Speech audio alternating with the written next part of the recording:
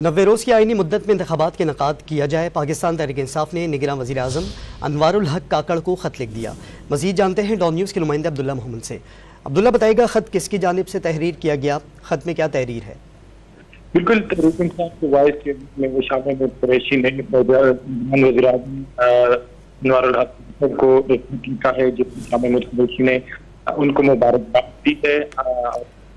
अब्दुल्ला, आपसे दोबारा रब्ता करते हैं, आपकी आवाज़ सही तरह से नहीं आ रही है। 90 रोज़ की आईनी मुद्दत में इंतखाबात का इनेकाद किया जाए। पाकिस्तान तहरीक इंसाफ ने निगरान वज़ीर आज़म अनवारुल हक काकड़ को ख़त लिख दिया।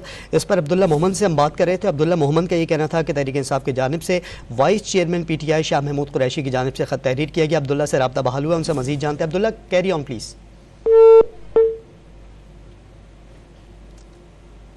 अब्दुल्ला से रब्ता मुनक़ता हो गया है। वाज़ेह रहे, 90 रोज़ की आईनी मुद्दत में इंतखाबात का इनेकाद किया जाए। पाकिस्तान तहरीक इंसाफ ने निगरान वज़ीर आज़म अनवारुल हक काकड़ को ख़त लिख दिया।